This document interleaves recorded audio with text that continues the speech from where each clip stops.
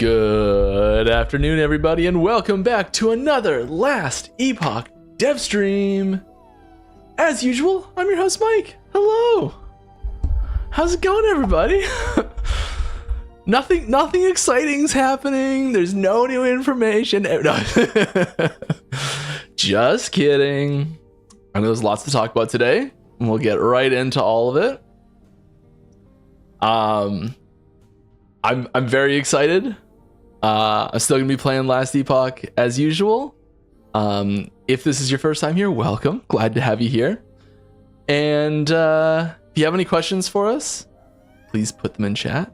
If you tag at Last Epoch Game, do my best to answer it. And in YouTube, I think it's just at Last Epoch. And yeah, I'm getting all the questions funneled to me, and I'll be answering them as quickly and as in depth as I can. I am going to leave the vast majority of, I'm sure, what are a lot of burning questions to Judd to answer. So if you have questions about the game itself, I'd be much more interested in answering those, which I know is probably not what most of them are going to be today, and that's totally fine. The only thing I would ask, because I'm already seeing issues here, please be respectful to each other in chat. It's you know, like, even if you disagree with each other in chat, please do not start slinging mud in chat at each other. I mean, preferably not at me too, but definitely not at each other. I'm gonna right into a cemetery. I'm still gonna play Last Epoch and have fun. That's what I'm gonna do. All right. Will you be able to show us a live play of season 3 before the 21st of August? Good question. We don't usually do that, so I'd be pretty surprised if we change that to start doing that. I know we will have more videos, more clips, more information, more details, all that sort of stuff before the 21st. Specifically, you know, like patch notes are before the 21st, and that'll have all the info. But yeah, there's lots of room for lots more info to come still, don't worry. I do have some teasers for today to share as well.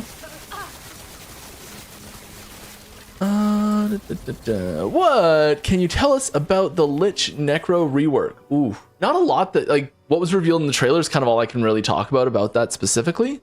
There's a lot of like threshold nodes.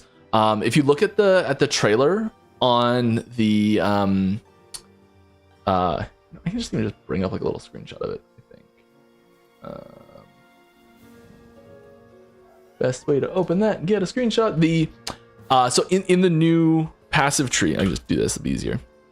In the new passive tree, you may notice that there's like little dots above some of the icons, and some of them are filled in and some of them aren't. I think that's probably a little detail that may have gone unnoticed by some people in the trailer. It's there. Read into that what you will, you know. The biggest thing with the Lich is, you know, like, there's now dual wielding axes for Lich, which is huge. One-handed axes, obviously, hopefully. There's, you know, a lot of work is being done on, you know, the whole snapshotting kerfuffle. The nicest way I can put that. And so there's a lot of changes that had to happen balance wise, and then also mechanically as well on top of that, to make, you know, Necromancer and Beastmaster and their minions function and feel fun. Right. Can you touch on what you did to stop snapshotting? This technical sod would be interesting. I have no idea. It was someone much more smarter than I am. Much more smarter. There we go. What's the least smart way I can say that? Yeah, it's one of those things where I do not know how he did it. I assume that it involves updating the stats as gear changes for existing minions, which would be like the most, I think, obvious way to do it, so to speak. I feel like there's no audio here at all. Is that just me?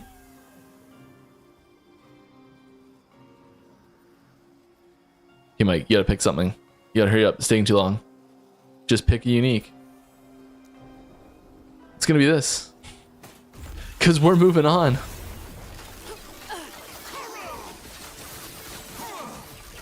But I can try and find out for you actually on what was done to stop snapshotting. I'll ask someone. They might not be awake. Oh, this person will be awake.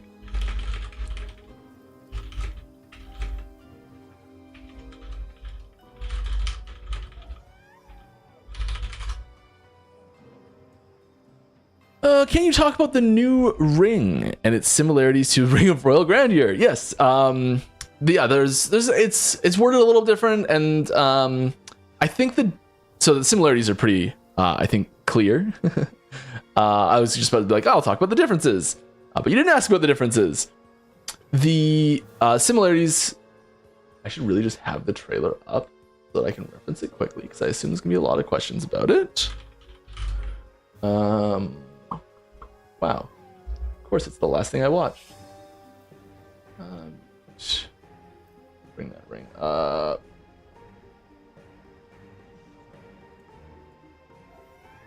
Oh, Mike, can you find a ring? There it is. I normally would have this set up properly. This part of it, this like is so cool. I love this bit of it. The frame modification for it is so nice. So this is the new ring that we're talking about. So it counts as part of every equipped item set.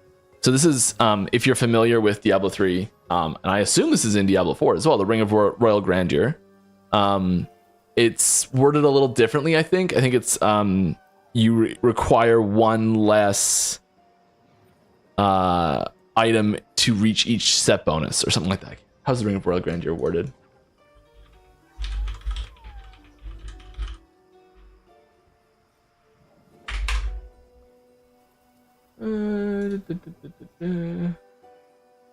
Reduces the number of items needed for set bonuses by 1. Yeah, to a minimum of 2. So yeah, that's the okay. So there's the big difference. There is that one is minimum of 2. Because we still have 2-piece sets. This can count as one of those 2-piece sets. So there's a big difference there.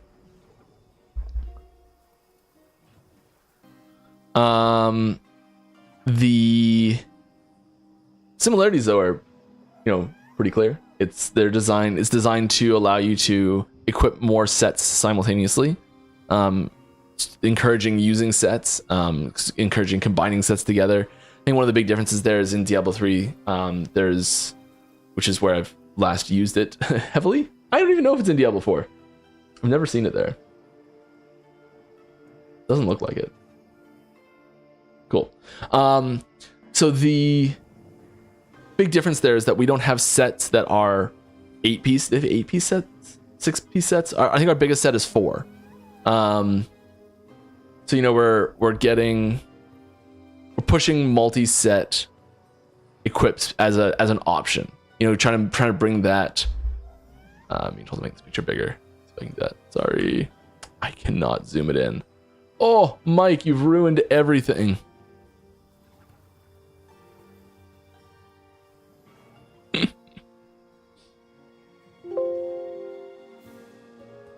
Yeah, I know that cane doesn't work. Thank you, though. I can, Kane, if you give me a copy of that picture, I can put it on properly a lot bigger. Easy.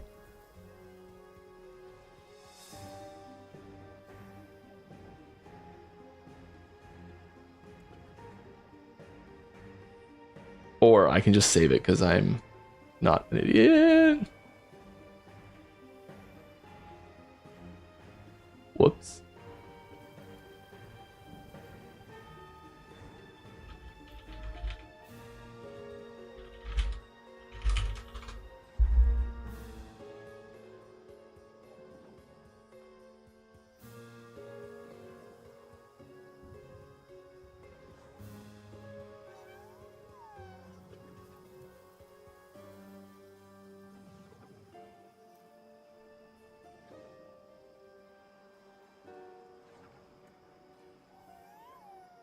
Oh my goodness, I'm sorry guys, I'm working on it here.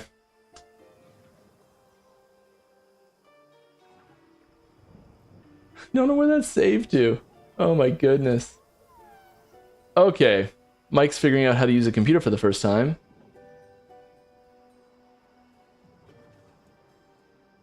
There we go. It's huge. I made it bigger. Oh, there we go. So this is one of the new Primordial Uniques that was previewed in the trailer today. It is the term like Primordial Unique is not the same as the way that term Primal Uniques are used in Diablo 3. So there's no connection there.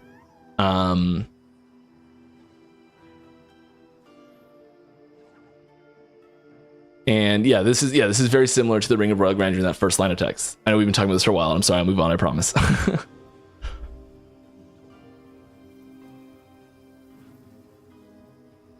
Yeah, I think this is really trying to say, hey, you can use multiple sets together, and the opportunity cost for using multiple sets together and finding multiple sets that'll work together is what allows us to put so much power into an item like this. What I've been trying to say. Let's move on while I fumble around with this more.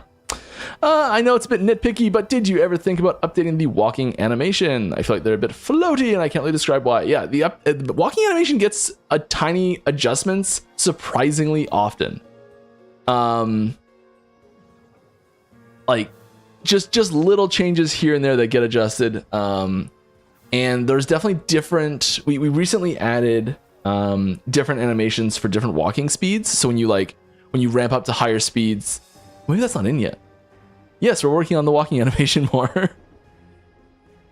There's other things we're working on with regards to like turning and animation blending for different weapon types equipped, and different situations for starting and stopping movement before and after abilities, and how those blend together. Yeah, so yeah, we're definitely working on the animation stuff, and I'm realizing that's not in the game yet. I'm sorry. Thought that was last season. Still in the pipe though. Mike, what are some things you learned from the Void Knight rework that you're going to see in these new reworks? It's a good question. They're very different reworks that are happening, I think, because so the Void Knight rework is really focused around, or was really focused around, hey, volatile reversal is being changed, and volatile reversal is such a keystone item for the entire skill for the entire class that it is that it's having a knock-on effect with everything else.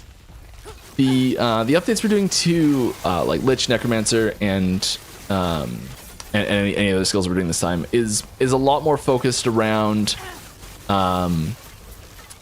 It's less focused on one skill, and it's more broad around the way the whole class plays. And so I think it's there's different problems we're solving with these, so it's kind of hard to directly apply things from one to the other. I think we're gonna see I hope we see more variety in in-game character usage than we did at the start of season 2. I apologize.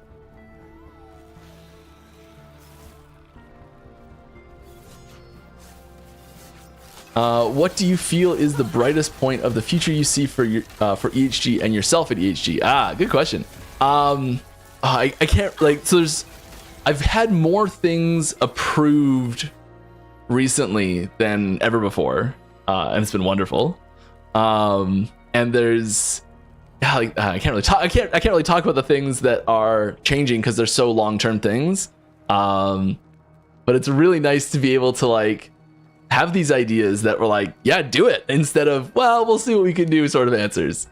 So yeah, it's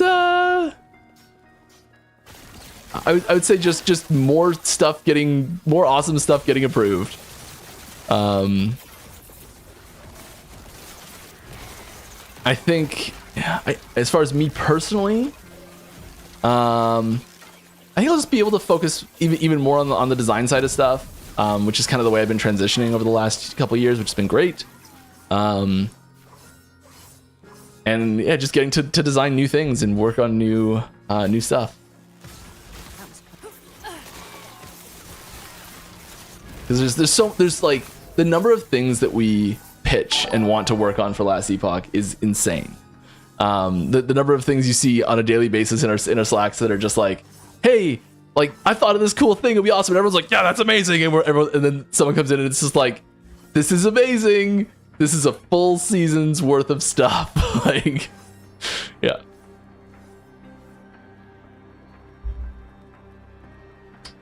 Thank you for the subscription, Das Nerd Cafe. Glad to have you with us. I should mention, as usual and as always, we do stream for charity. So all the everything for stream does go directly to charity. Who's listed above my head? And we also had a resub 5 minutes ago from Sword of Pharaoh, which is sweet. And Like and Rope RPG. Appreciate y'all. And another one here. We got lots of them rolling in. Clip Exor. Thanks for hanging out, everybody. We appreciate that. And the hype train started. This is great news. The first time I watched the trailer, I don't know why I remember this, but that new trailer that just dropped, the first time I watched it, it's the same thing that happens every time when I watch one of these new trailers. Like the hair on my back and my arms just like all stands, and I get chills every time I see one of these trailers, because it's still a little surreal seeing the quality of things that they're able to make for our game. It's just so cool. Love it. All right, are you able to go into more of what the Primal Encounter system is? No, I can't. I think we called it the Rift Beast system in the trailer. I think that's the language we were using in the trailer. So yeah, the Rift Beast. There's a lot of, what can I talk about that? There's a lot of clues and hints in the trailer that I encourage you to go dissect and try and figure out.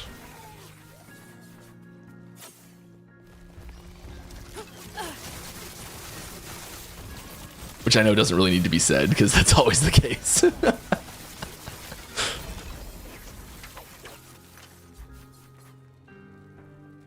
All right, I saw Lich can finally dual wield. Woohoo! Yeah. Question: will I be able to wield the Lich's Scorn Catalyst and the two-handed staff Light of Lockies? No. You cannot wield an one-handed offhand item and a two-handed weapon at the same time. The only way you can do that is on Forge Guard with a shield in your offhand and specific two-handed weapons in your main hand. Specific classes of two-handed weapons. Because there's no staff there. So a non-staff two-handed weapon in your main hand and a shield in your offhand is the only way you can combine a two-handed weapon with anything in the game. All right. When it comes to minion quality of life, can you tell us what is coming? Not specifically yet. I would love to be able to expand on details there.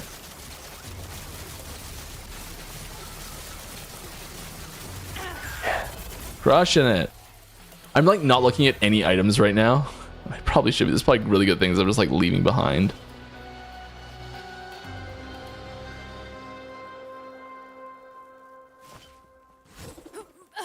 But you know what? We're cruising today. We're cruising today.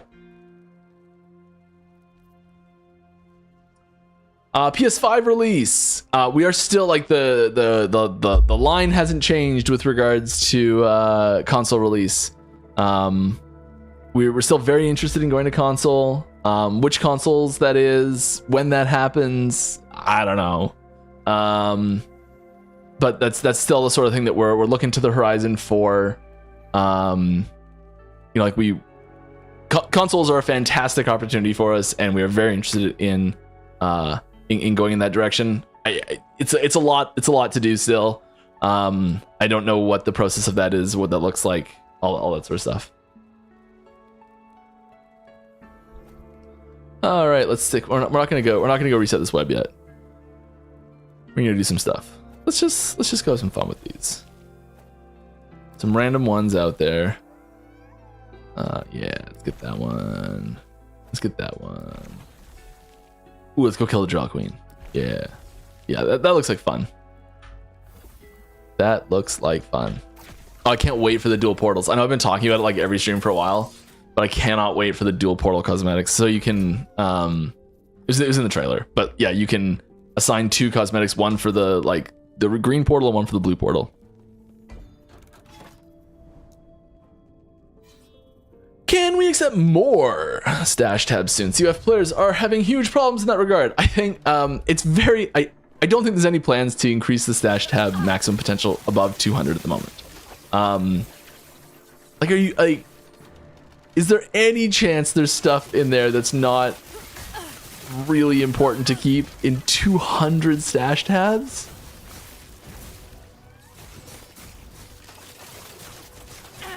I would encourage looking at what is that, like the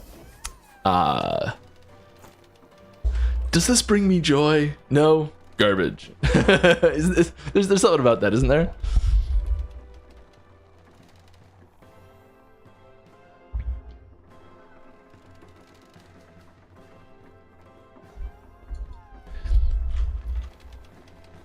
Stash tabs are one of those things. There's like a real like performance concern and just like information overload concern. Like, it gets to the point with 200 stash tabs, and I know it's, for some people it's not a big deal, but at some point it's just too much stuff.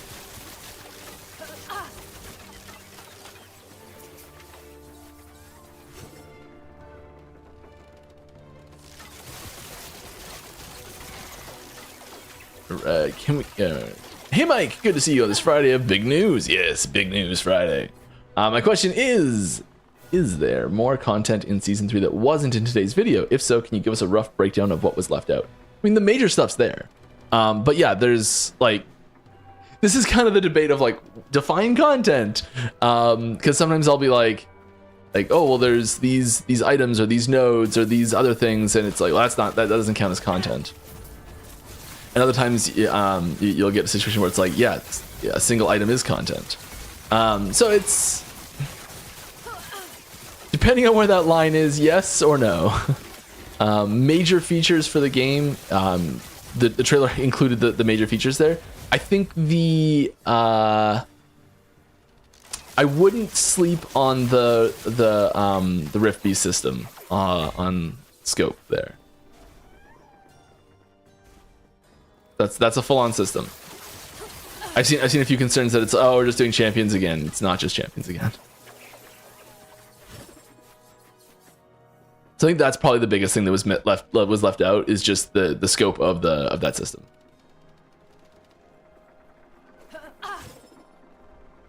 Here, I can give you a little teasery tease. Let's start off early with something. So here's something related to that system. Just as some push you in the right direction a little bit on what's going on.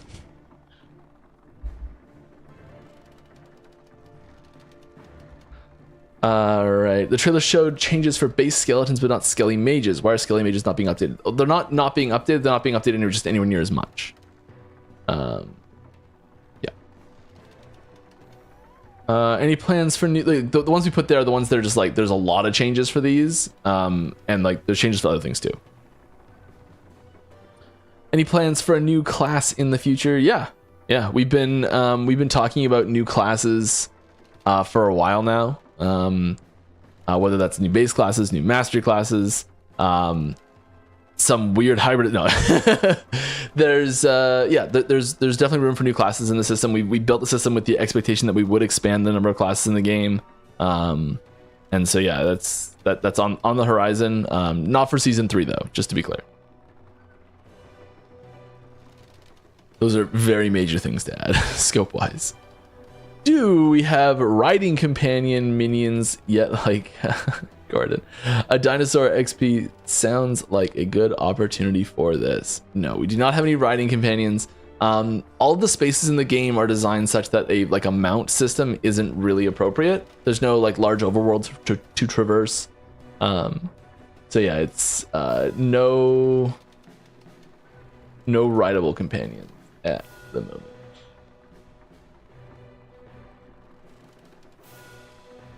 I'm gonna stick these down here in the corner.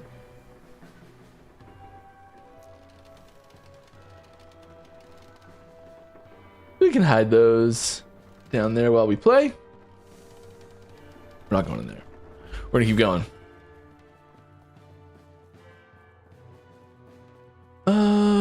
Didn't see Rogue in the trailer. Will there be changes in season 3 for Rogue? And if so, what will they be? So yeah, there's, just to reiterate again, the what you see in the trailer is the like tentpole features. They're the majorest things. But there's updates to every class, as usual, and I can't give specific details on what those are yet.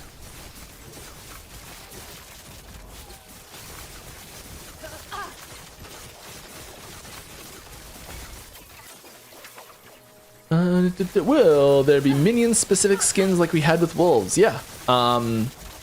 Yeah, there's definitely, no, in season 3, sorry, assumes what it's asking for. No, I don't think there's any like squirrels, like rogue, like wolves turn into squirrels. I don't think there's any changes of that style for minions in season 3.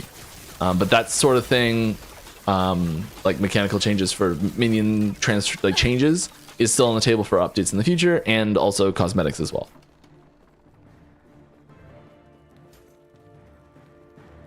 Will there be a skeleton minion unique similar to the T-Rex one? I don't think so.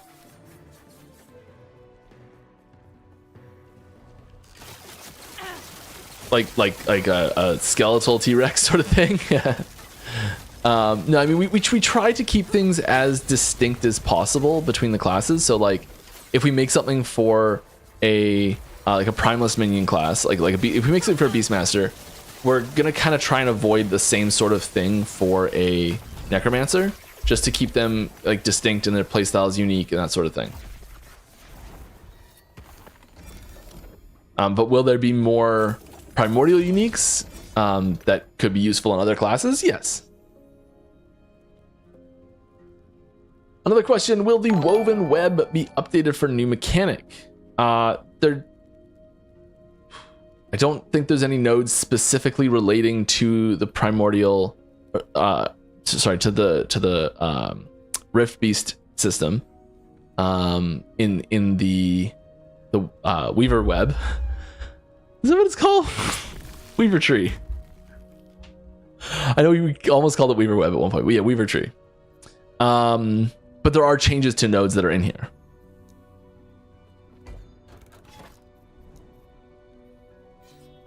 The minion rework for season 3, does that include a rework for forged weapons on the forge guard? There are natural changes there because, like, you remove snapshotting, it removes snapshotting for every minion, but there's not the same scale of changes for forged weapons. What happens if you used 2 entwined rings? The first mod on it, bring it back in a second so you can see this one. That first mod counts as part of the of every equipped item set. It works the same way that having 2 items of an equipped set currently work. So if you have 2 of the same invoker ring equipped, it does not count as a full set. You need 1 of each ring, and that's the same thing here. So this is it's a single item that counts as, if you have 1 or more of them equipped, it still just uses 1 slot in that process. So you can't equip 2 of them and instantly get the Latcher set bonus unlocked because it counts as both pieces of a Latcher set or something like that. That doesn't work.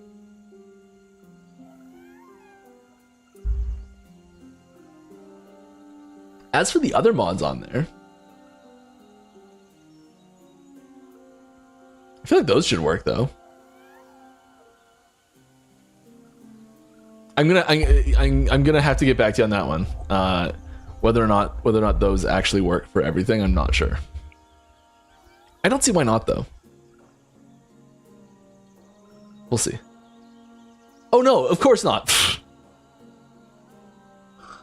No, you can't do that. It won't work. Sorry. Oh, I got way too in the weeds on that. No, that won't work at all. Do you have an estimate where Lich will land on the power scale when change with the changes coming, like top of classes, slightly below, etc.? I'm sorry, I'm not gonna take a stab at that. I'd say the goal is to have every class be a contender.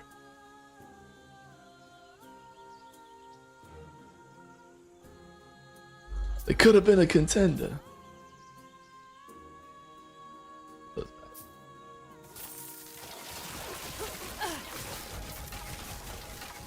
Can you tell us what makes a unique item primordial? I can kind of. We haven't really explained the details of that system yet, so I can't really go into full info on it. But what can I say about that? They're usually narrow in their applications, so they're usually like kind of niche. So you're really focusing on a specific thing. They're generally not good. They're going to be less generically useful, I think. And they should be extremely powerful.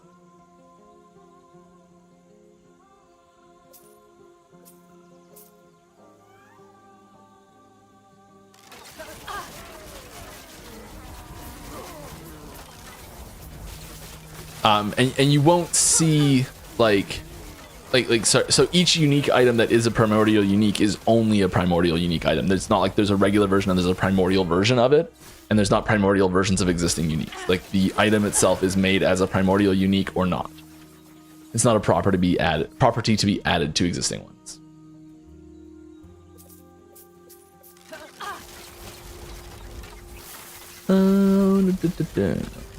Hey Mike, nice to catch you live. Thanks.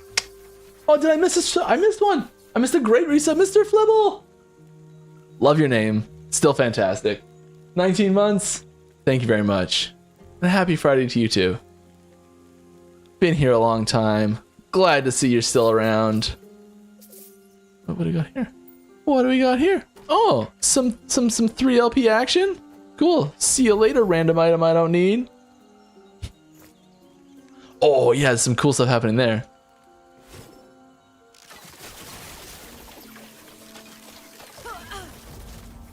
I didn't read your question, sorry. Oh, we got another one. Anton the 7th. 8. My bad. 22 months, thank you very much. Very glad to have you with us. Hope you're all having fun. It's the most important part. Yes. I love this item so much. Love this item so much. Nice to get you live. I have a question about ultra-wide support. Does the new season fill out the sides? In certain areas you can see unfinished graphics. Ooh, that's not good. I know there was some areas that had some changes for ultra-wide done. I don't think all of them were probably hit. There's kind of a... the ultra-wide support is sort of a, like, it works, and we primarily design things for 16:9. But we do try and fix bugs that come out of that. And if there's specific areas that you can see and you report those with a screenshot, they're very likely to be fixed. Will there be new set items for season 3? I don't know, actually. I don't think there's actually any new sets in season 3. Is there going to be any chance to at least once per character / season to transfer a character to offline? We don't have any plans for that at the moment. It's like, it is something that we could develop. It is possible to achieve. We don't have a function for it at the moment, and I haven't seen a task made to make that happen yet. Yeah, we got more subs. Closed sockets, thank you very much. And The DJ Rattlesnake. It's so hard to read them when they're just all lowercase. Makes it so hard. And that's a function of Streamlabs, not of the names. I'm pretty sure they're like, there's like capitals that show up normally. Yeah, the DJ Rattlesnake. Your name is so easy to read with the capitals there. I just found it in chat. Thank you very much.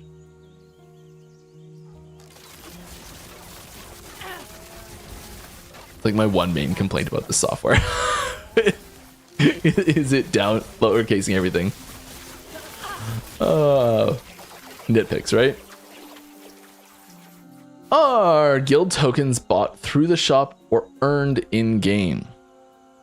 Details on how you get those. I assume you're talking about the Merchant's Guild token. Details on how those are earned are like sold through the shop. You mean like the real money shop? No, those are not in the real money transaction shop. You cannot spend currency like real world currency to buy those at all. Sorry, that wasn't even on my radar. I thought you meant like the in-game gold shop, and I realized you probably mean like this shop. They're not in here at all. Yes, sorry. Oh yeah, that would be bad.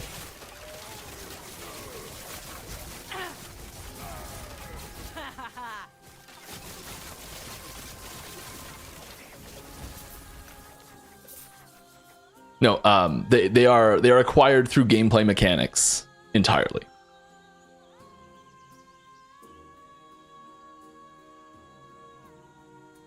In the video, Flay has a blue coloring. Does this mean Flay has a cold convert? I think the easiest way to figure out if it has a cold convert or not is to look at the like it's hard to tell from that video, but there'll be like a hit conversion.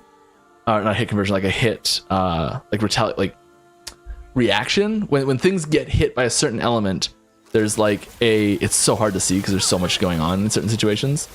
But there's like an effect that happens on them, so you can see if it's actually changing the damage type. But yeah. Is there a new end boss coming in the new chapter, Alala Lagan? Is there a new end boss coming? Yes, there's a new chapter boss to the end of the chapter. Every chapter is bookended by a boss. So yeah.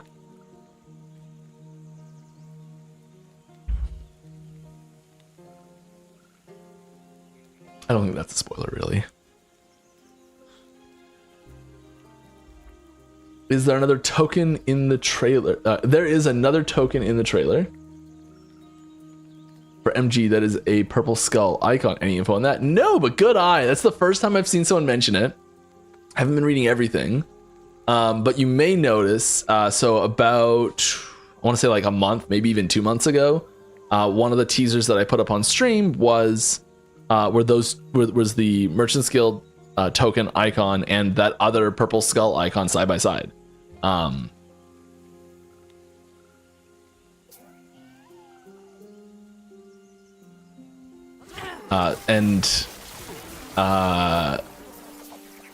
don't know if there's enough. I don't know if there's enough information in the trailer to tell what it does.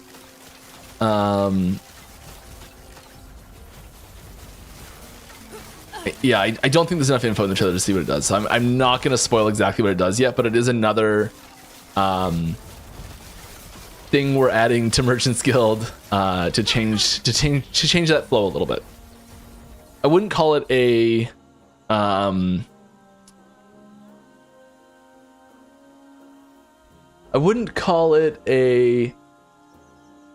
really dramatic, like it's not a hugely impactful change for people who are playing in the like the super end game. If you're farming at 4-digit corruption numbers, the tokens aren't going to be a gigantic change to your gameplay.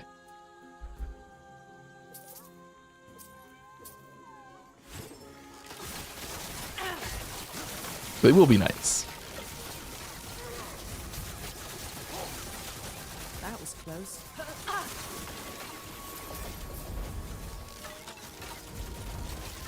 All right. A lot of the season / updates so far have been bringing old classes up to snuff with more current classes in terms of threshold nodes, etc. What are the ambitions for the game once all the classes are current? I mean, just more, more classes, more skills, more items, more mechanics. You know, better stuff to go with it. How do I say this without spoiling things I'm not supposed to spoil? I don't know. Yeah, I guess just more. Like there's the list of things that I know I say this all the time. The list of things we want to add to the game just keeps growing. Partially from like just the amazing suggestions we get. You know, like it seems like for every one amazing thing we put in the game, we get 2 amazing suggestions back. And so the list of things we want to add just keeps growing and growing and growing. In a really great way.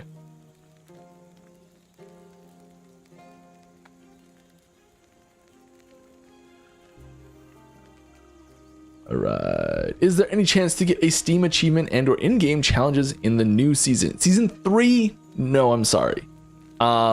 If you cut off those last 4 words of the sentence, yes.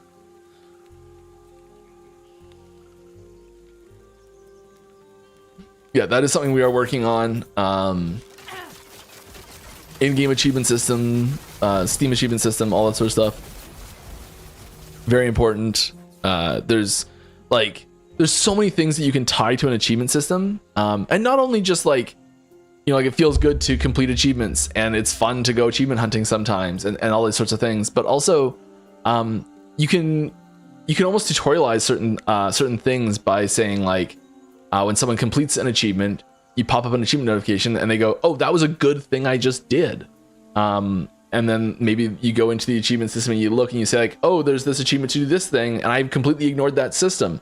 Hey, maybe I'm going to go and explore that system a little bit more and try and get that achievement. So I think there's a lot of like natural, like just like good progression stuff that happens with achievements. Obviously if you do them right, sort of thing. You know, obviously, but also we will not be doing this, but every time achievements come up, I'm reminded of there was a Deadpool game that came out in like I want to say 2008, maybe 2012. I'm probably going back too far, actually, probably 2014, somewhere in that wide range I just put down. There was a Deadpool game that came out. And the very first thing, you're like, it opens, you're in the suit, you're on like a beat up chair in a horrible apartment, turns the TV off, and it's like how the game starts. You're just looking at Deadpool, and it's like press space to stand up or something like that. You stand up, achievement unlocked. Oh, it's gonna be that sort of game, is it? And that's what Deadpool says. And I don't know, that achievement always, I always found that funny. And whenever I think about sort of like pointless achievements, that's the hanging the lampshade on it for sure. But yes, we've been brainstorming cool achievements and, you know, interesting ways to get people involved in the game and maybe aspects of the game they wouldn't have considered, but also just ways for people to like having concrete achievements. I think is a really good way to say like, hey, this is a cool thing that I did, and be able to be recognized for it in a certain way.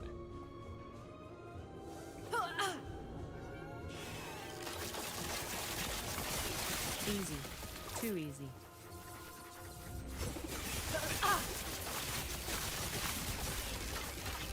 All right. Can you talk a little bit about more about the 6th affix I see? Ah, yes, in the Primordial Uniques. I can't really say much about them. That is a very specific property to that specific type of item.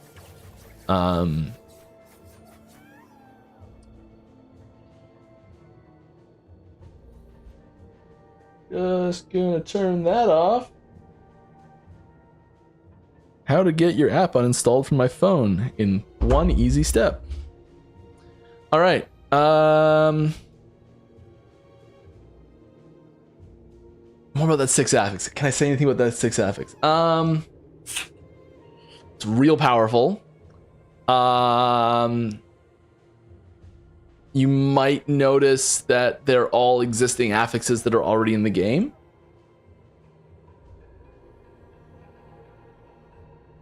Just bigger numbers.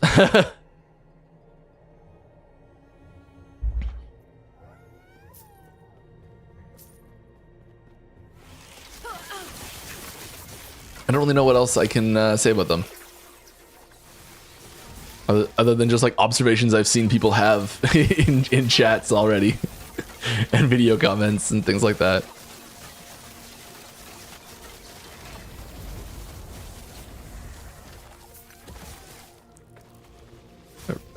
As a SSF COF player, I get a lot of uniques. There are a lot of uniques, and I know you have to pick up, but I do. Well, you don't have to pick up, but I do. Would Ellie consider raising the price of uniques when you sell to a vendor? For example, unique sells for 500 gold. Why not add another 0? It's kind of for the reason you've said, is that we don't really want people to feel forced to pick up every unique, and it kind of like leans into the whole like there's too many stash tabs already. People are picking up everything, and or you know, like people are asking for more stash tabs to pick up more things. We're trying to be like, maybe pick up less stuff, sort of thing. I know it's tough to not pick up the shiny. I think that the biggest thing that will help here, really, so people have been asking for a long time in the loot filter to be able to like select more things and have control over more things with regards to sound and minimap icons and the beams and things like that. Like if this item didn't, like, even if this item was filtered out, like here we do this. There's items that are filtered out that show up a beam there. Being able to turn off that beam, assuming it's a unique item, being able to turn off the minimap icon for items that you don't want anymore, I think would help a lot. Being able to say like filter these items out and actually filter them out, so that you're not kind of tempted to pick them up more, and so you just don't even know that they're there. I think that's probably the better solution. But I do feel where you're coming from on this.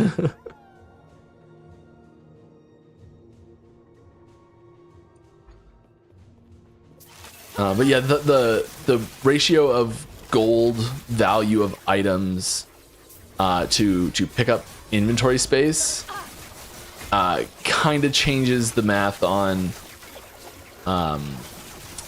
you know, like how incentivized people are to pick up items and how frequently you're going back to 10. I think that's the key part of it, is that as soon as you say like, okay, sure, maybe uniques are 5,000 instead of 500, and now you're picking up maybe twice as many unique items, or the same number of unique items, but hopefully we can incentivize you not to pick up that many, so you can spend more time killing monsters and less time selling uniques.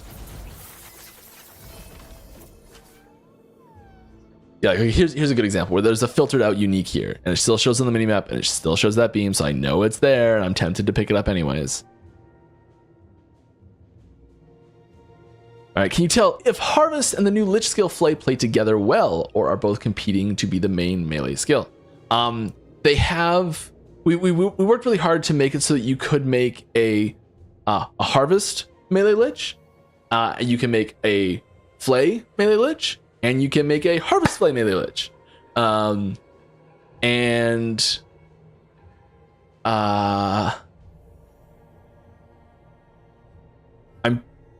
I don't know when. There's a few key pieces for that to make that really work and shine that I have no idea when those are going to be shared, and I don't want to take away from those announcements, but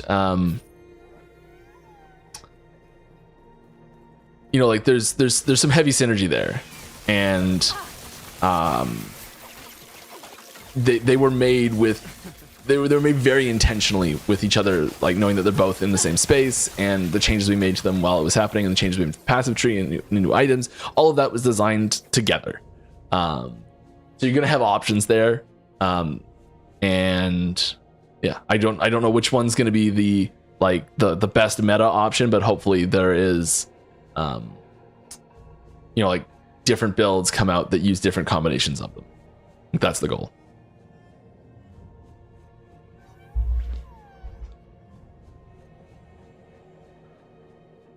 Are there any limitations to primordials? Yes. The exalts and uniques look powerful. Is there any way to prevent them from being standard in most slots? Yes. Sorry, I'm not going to tell you what that is exactly. Mystery. Ooh. Afternoon, Mike. Afternoon. Is there a technical possibility to not unsummon minions when the caster dies, like put them in a grace period?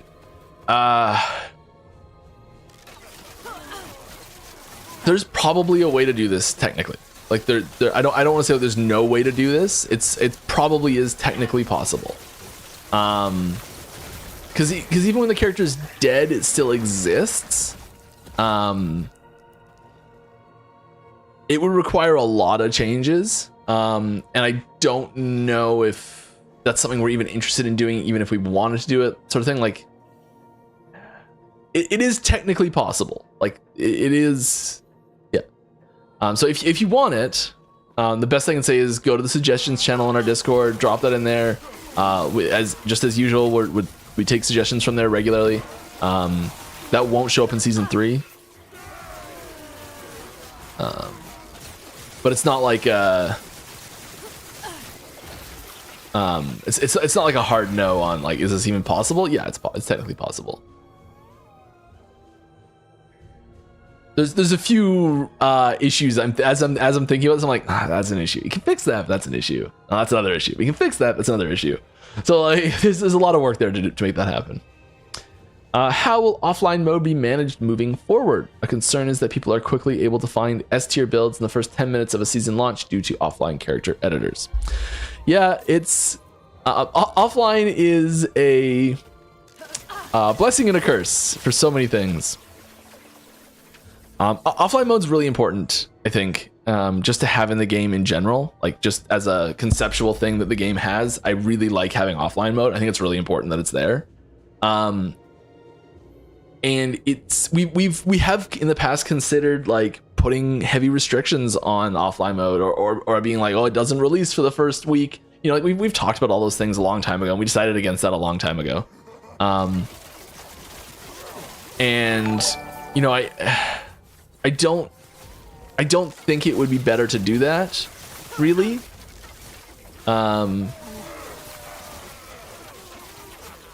Partially because you can get enough like detailed information from the game files that you can almost create simulators anyways, and so I don't think that putting a restriction on those on like offline's access to new things would solve the problem. I think what it would do is it would make people who are doing that's lives a lot harder. I think it would upset the people who are trying to play in offline mode, very rightfully so. And I think it would just be a net negative for everyone involved, basically. People who are using it have to like just find another way to do it, and they'd find another way to do it, and people who it was affecting positively would no longer be there to affect them positively. So it's I don't want to make like a hard forever statement sort of thing, but I don't think that's a reason why we would try and put any sort of restrictions on it or anything like that. But I do understand your concern, and that is part of the reason why we made changes to the CT program recently, was so that there would be at least some level of mystery when the season dropped. It's part of it. Is there a isolated content plans for future like Heist or Sanctum from PoE? What are your thoughts about such a thing in LE? I mean, I don't know of any specific systems that are like fully fleshed out and detailed that are going forward specifically that are like that. We have definitely heavily discussed pitches that are similar in style. And I mean, I like almost put dungeons in kind of that category a little bit, to a sense.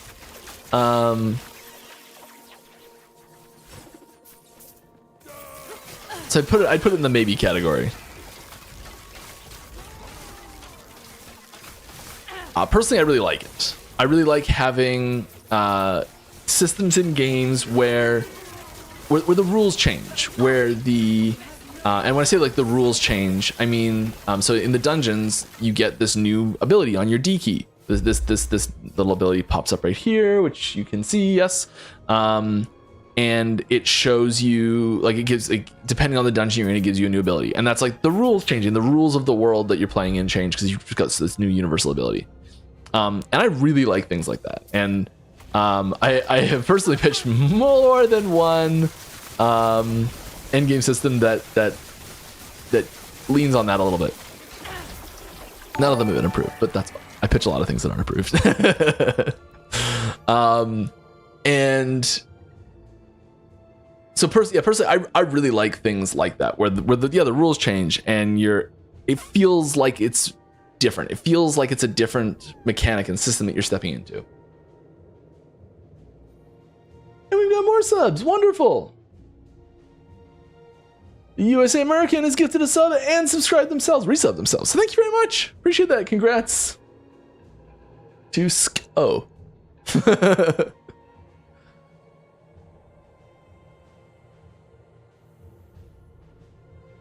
I just saw a question in chat that I'll answer right now. Are there any new dungeons coming to LE in season 3? No, not for season 3. But new dungeons are, like I was saying, they're the sort of thing that we are interested in expanding the game down the road through more dungeons and expanding that system. Like when we build things, like when we build like the UI for this, we were trying to build it in such a way that like we can expand this, put more dungeon keys in here, and you know, like when we're building the campaign as well as we add new chapters, with the understanding that there's going to be room for more campaign skips through dungeons to better serve those things. Got like 3 phone calls since the stream started, and I like don't know what's going on. All right. Some Weaver enemies are still able to use abilities like Web Laser even when they are frozen. Is this a bug or a design choice? It's a bug. Can you use the set ring on 2 slots so you only need 1 set piece for 3 set bonus, or do they count as named piece of the set and the second one only gives plus stuff per set? You'll only get any bonus at all out of one of them completely. Do not equip 2 of them. Don't even consider planning to equip 2 of them at the same time. They are purely just one is all you get. It only counts as 1 item from the set piece. All of those stats, all those other stat lines only apply once. You know, like do not plan to equip 2 of those rings. It will not do you well. I was a little less confident about that, and I remembered something. And yes, you do not plan builds around having 2 of those equipped. It will not work out.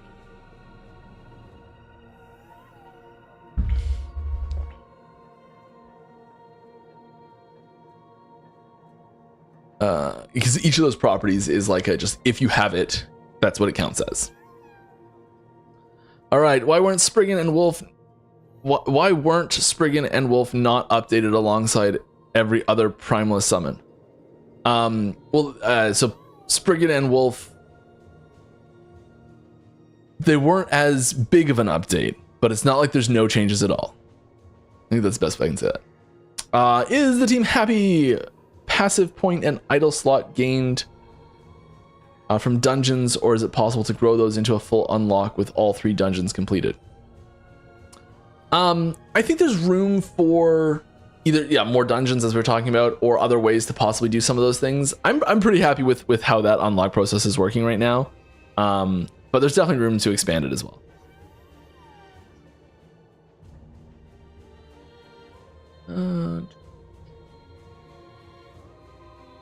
Oh, right. And also Judd is in chat answering a ton of questions. And if I happen to have contradicted him, go with what he says. It's right.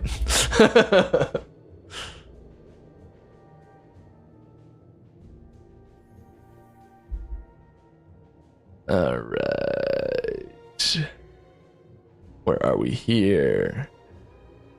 Next question. Can you guys think about adding the graphics option to cull projectiles / dead bodies on the ground? Most FPX taxing effects like smoke. Game looking good is cool, but allowing it to run smooth at 100 plus FPS for most PCs would open up for a bigger audience. Yeah, there's a lot of performance stuff we're working on, and like that's something that never stops. Like, because there's this constant, like, how do we improve the graphics? How do we make it look better? But how do we make it look exactly the same and run at higher frame rate and on worse computers is always more important. And so that's not going anywhere at all. The The way that gets tackled is by people who know a lot more about it than I do. So I'm not going to say specifically how that's being addressed. Because like there's sort of two ways to look at that a specific option. So like maybe there is a way to do what you've said as a suggestion there to improve frame rates and that sort of thing. But like maybe there's a way to just make those things more efficient, such that when they're alive, they're also just as efficient. You know. And so the performance goes up for all cases, not just when there's a lot of dead things, but also when there's a lot of alive things as well. All right, have you guys started using AI tools like Claude CLI to enhance and improve the speed of the development? Or are you guys still old school? As far as I know, we're still as old school as it gets. I have no idea what that tool even is.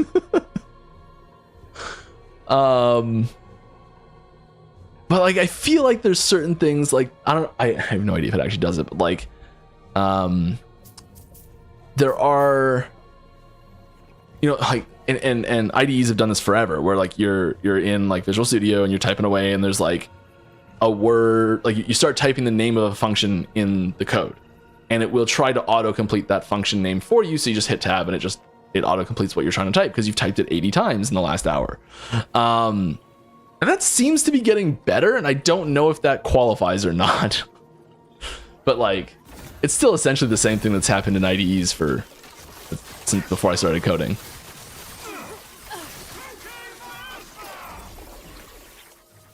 It's about the closest I've gotten to it. Sometimes I feel a little bit like old man yells at clouds when it comes to AI stuff. I don't know. I really should sink my teeth into it more, I guess, but stuck in my ways, I guess.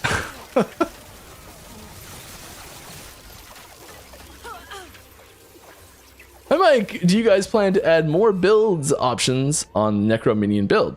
Also, do you plan to add something similar to Spectres in PoE? Would be so cool. Yeah, Spectres, we've got some issues. That was actually, and I've come back to I've said this a few times, but like that was one of the main plans for Warlocks originally before we released Warlock, and we had some technical problems and we couldn't make it happen and we pivoted. This is years ago. It's one of the main reasons actually Warlock was delayed so long, is because we were still trying to figure that out. And we got to the point where we're like, we need to just make something else here. And I love the way that Warlock ended up going. I actually much prefer it. So I'm really happy with that. But that sort of thing is really interesting. And like, you know, it feels like an almost untapped portion of the ARPG minion verse. That I would love to try and incorporate at some point, but it is not coming for season 3.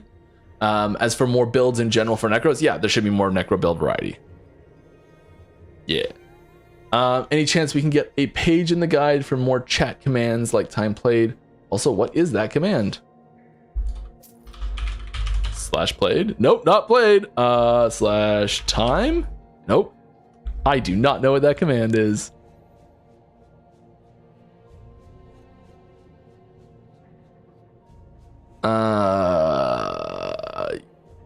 I will put a note.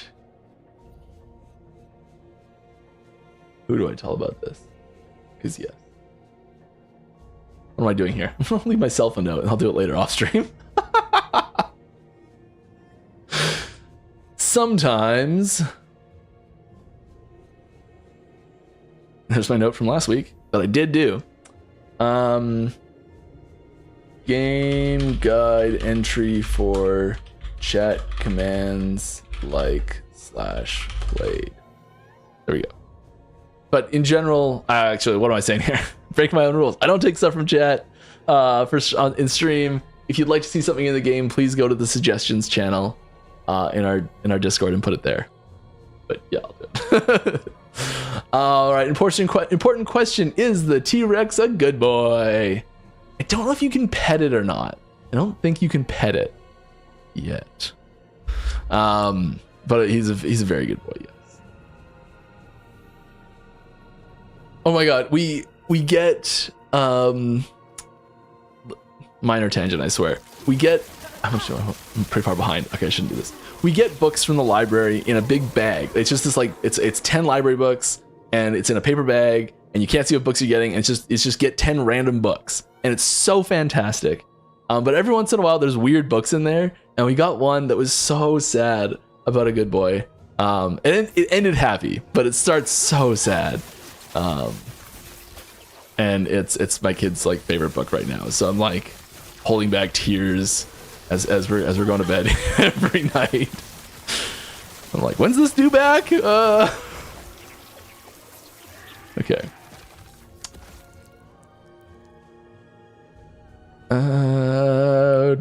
Has it been answered? If content from the season will stay next season. Yes, content from the season will stay next season. Any possibility to see slightly more keybind options, 2 mouse options for scroll wheel, up, down, hold position? That's possible. It is in like the keybind system that we have, you can expand it more. Not 100% sure why we don't. Probably just haven't really had a big request for it. So head over to the suggestions channel and drop that in there. It is possible. I really don't think we do anything like that for season 3 at this point, but maybe in the future. We're already at content lock for season 3. It's so wonderful. It's so wonderful. I love it. All right. Means we're like mostly in like updating and bug fixing and things like that mode, and polishing. Any possibility to see slightly answer that? Will the new season have some kind of season journey or challenges? Not really. Like there's like kinda, but there's not like there's a new it's not like there's not a new faction to go through. There's not a new. Speaking of factions, here's a good time to put this up.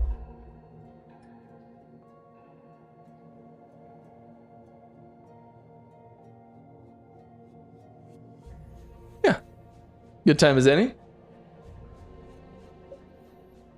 So there are updates to some existing faction stuff that's coming, but there's not like a new faction that's coming with the new season. So part of that question. Season journey or challenges? Yeah, there's not like yeah, I understand like as season journey and challenges as you'd expect from other games. We don't really have a system like that yet, but that is something that I'm really interested in making. Yeah, I think they're kind of like they're almost like pseudo achievement systems, and I think they're really good for the same reasons I was talking about before.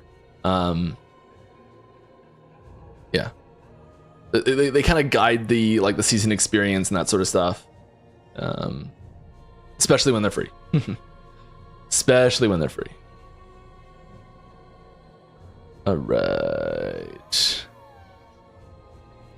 Any chance we have more loot filter rules and or more precise rules like any T7, and considering open affixes like matches, wildcards? There's certain things in there that I know are not coming, and I'm blanking on specific changes. What is happening? We are working on new loot filter updates and new ways to customize your loot filter experience that will improve that. Ooh, I don't want to make any promises on specifics right now because I am kind of blanking on exactly what's happening. So I'm going to say there are loot filter changes and improvements coming in some way. And we'll try and be more specific about that in the future here before the patch launches. Hi Mike, quick question for offline cosmetics. Will it also work in full offline? Great question. Oh my goodness, I do not know. I would assume so. I don't see why not. So like even when you're in like regular offline mode, you can unplug your internet connection. The game will keep playing. So I don't see how how we would include it in one and not the other sort of thing. I'm gonna say I'm assuming so, but we'll asterisk to double check. I am really far behind on questions, and oh my goodness, I'm gonna try and rapid fire some here to get caught up a little bit.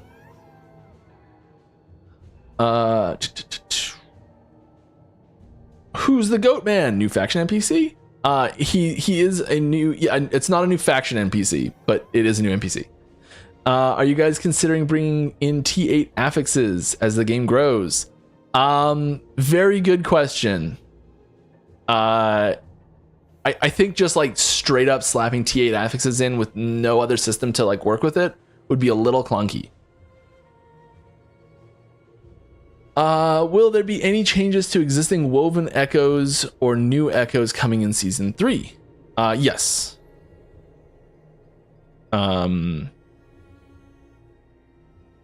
I don't know if there's any new ones.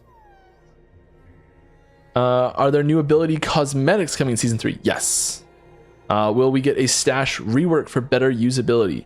In season 3, no. But yes, the more stash updates and functionality is coming. Rework might be a strong word.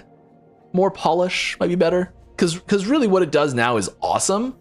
And there's just like a few things that are like, this could be a little better, that could be a little better, but I don't think it's doing anything really bad right now. It's just like missing some features, and there's some things we can add to it to improve it. And I think polish might be a better term than rework for it. But yeah, we are looking at the stash. Is there any chance we'll get a way to brick items like Nihilus to get their base types for non-unique gear? Oh, like, yeah, I understand what you're saying. So like take a unique and like convert it into a white item of that base type when there's like a base type that's only available on unique gear. People start crafting on. We don't have, excuse me, we don't have a system like that planned currently. But I do like the idea. All of those bases that are specific to individual unique items were designed specifically for that unique and the understanding that you wouldn't be able to craft on them. So it is, they would all require like sort of a balancing pass just to make sure that there's nothing that's like really broken from that. I'd say the chances of that happening,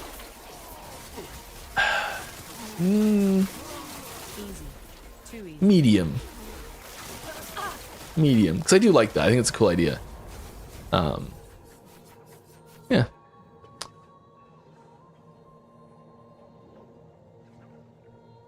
DLSS coming in season 3? I don't know. Hope so. I don't think so. Any elemental pets soon, like water, fire elementals. As a mage, I should control any form of magic. Big globe like magic slimes too. We've steered away. We considered having the elemental minion option for. Oh, I can do 2 of them, no problem. Teaser's on screen already.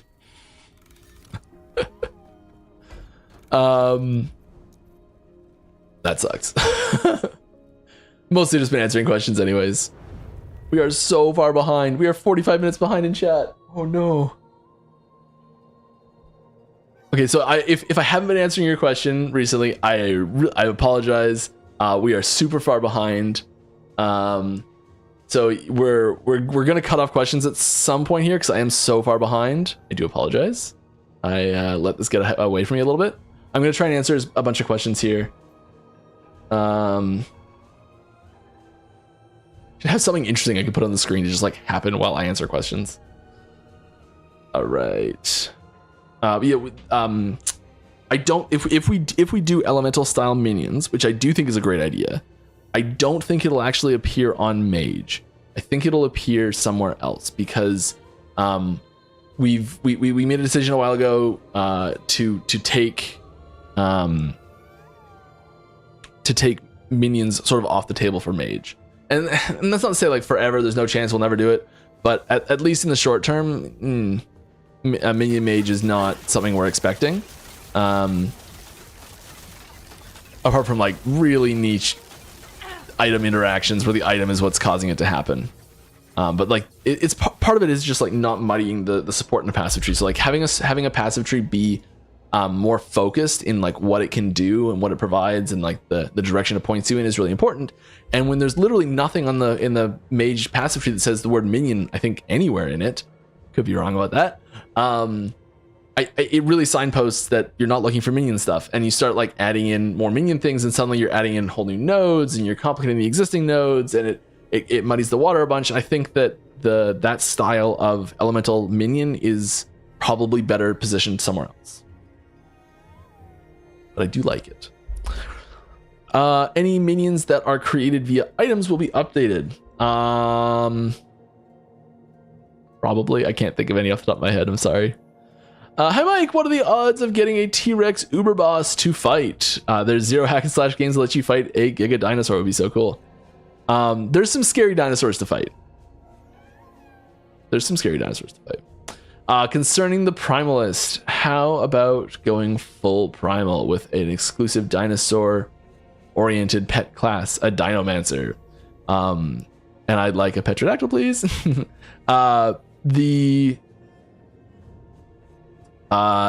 It is, yes, that was intentional. There is you'll have a little bit of dino stuff. There's the raptor, that's kind of dino-esque, and with the new item that was spoiled, you'll be able to get some dino themes going on with your minions, but a full on, I think it would require some cosmetic skins for like some of them to make them look more primal, dinosaur-esque. Are we continuing to see a design space where we are rewarding very powerful general defensive buffs for stat investments like the Red Ring? Whoa, that's a broad question, and also somehow very deep. I don't think I can answer it right now. I'm sorry.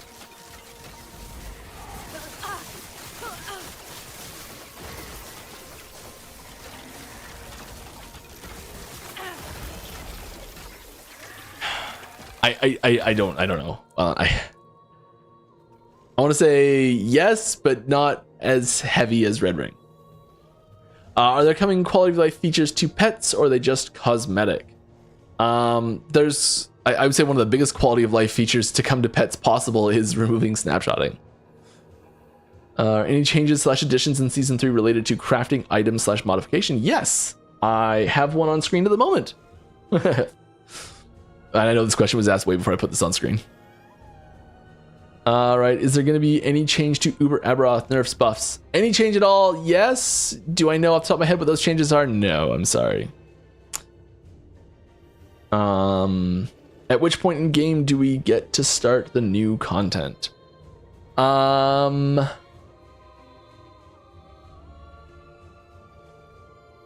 mean, this is that debate of like what is content. The new chapter content that starts after the existing endpoint of the game, so that like you finish the current campaign endpoint and it rolls into the start of the next chapter, just like every other chapters happen, and that content is there. There's stuff that shows up in the monolith, which you can go to at level 1 if you want. There is less major changes to the old campaign content, but there's still stuff that changes in there. Like this is the whole like is Flay considered content? If we put it behind a paywall, you betcha it'd be considered content. Which we're not, for the record. But like so yeah, kinda. The majority of it though is more focused towards the end.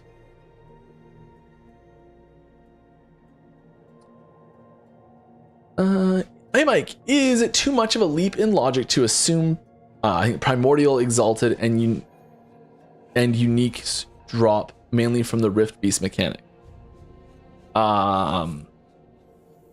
Yeah, I would. I'm not going to go into details on how you acquire Primordial items. I would avoid assumptions.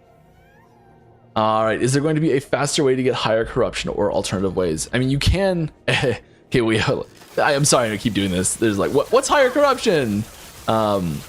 If we're talking like hundreds of corruption, it's pretty quick now. If we're talking thousands of corruption, it's not something we're really encouraging too strongly, so not huge changes there.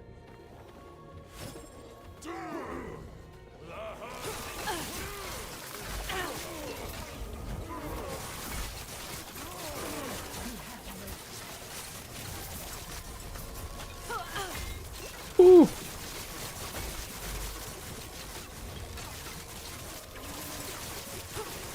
That was the guy that killed me last time, wasn't it?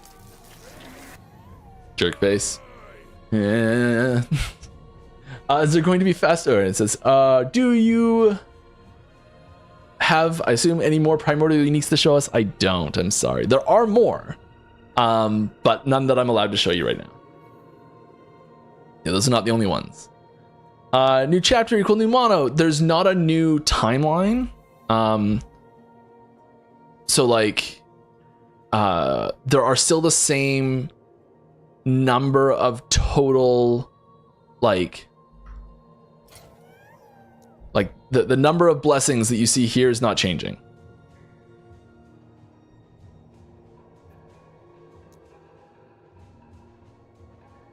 Yeah. I'm allowed to say it like that. Nailed it. Loopholes. Love it. After the major overhaul of Sentinel in Season 2 and Acolyte in Season 3, will we see Primalist as a new update in Season 4? I mean, Primalist is getting a fair good chunk of stuff in Season 3 as well. But yeah, there'll be more stuff. I don't want to speak too much about Season 4 because it's, you know, a lot can change.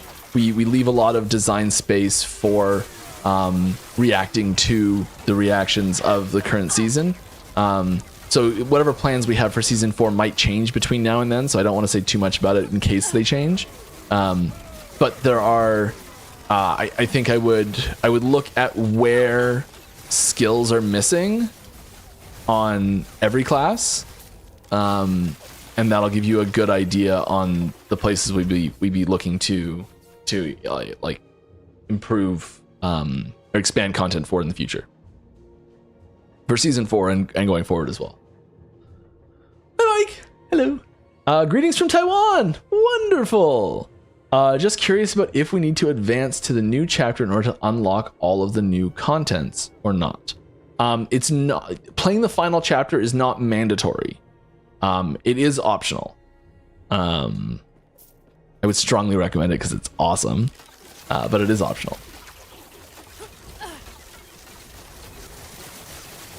We're still tweaking a little bit. We've made some adjustments to how you transition from the campaign into the end game. Like with the timing of that, where you start in the end game based on what you've done in the campaign, stuff like that. Like, so we're tweaking that transition process and that leveling experience, because we know that there's, I think one of the really important things, I'm gonna go off on a tangent again, I just know it. One of the really important things is that there's a there's different paths for different players to get through the game, so that the game is challenging, and you feel like you are, I think the best way to put it, yeah, so I'm making this up as I go here, and I'm saying the wrong things as I start to talk. As you go through the game, through the campaign, through the leveling process, I think it's really good for players to feel like they are in control of the pacing, in the sense that if it's too easy, they have the ability to make it harder for themselves, and if it's too hard, they have the ability to make it easier for themselves. But in both cases, still feel like you're making progress and still actually be making progress. And when you are able to increase that difficulty for yourself and take on additional challenges and say, I'm ready for the next thing and I'm going to jump ahead, even if I'm going early, that you're rewarded for that, and that like that process feels good. And is fun, and is interesting, and all that sort of stuff. And for really experienced players, it becomes, how do I optimize that process, and how do I do it as fast as possible? How do I do it as efficiently as possible? All that sort of stuff. Yeah. So we're tweaking with some options there to give players who are able to like really min-max that process, who are extremely experienced, who are extremely skilled, and get through things faster, and that's part of what the original thing we did with that was adding the dungeon skips, and yeah, Still accounting for that new player experience is important as well, though. All right, last Epoch. Is there any race planned supported like Season 2 Uber Aberoth Hardcore Race? No official events are planned currently. I don't think so. But I'm not sure. The big race that happened last time technically wasn't an official race either. That was a third-party race. I guess we like promoted it and supported it a little bit. But that was put on not by us and was amazing, and it was so fantastic to see.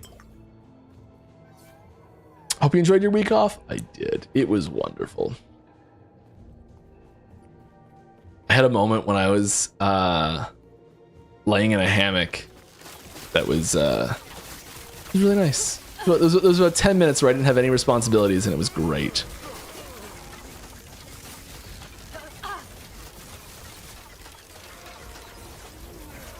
But there's a question here that I'm going to read instead of ignoring. This, however, is your weekly reminder. Oh, great. That there has been no new Shaman Unique since 0.8. Anything to share? Excited for the upcoming season, but Shaman needs love. Any way to help the Shaman dev? Any way to help with the Shaman dev? Lots of ideas. Yeah, I mean, you just keep slapping those ideas up in the suggestions channels. We've been talking Shaman stuff lately.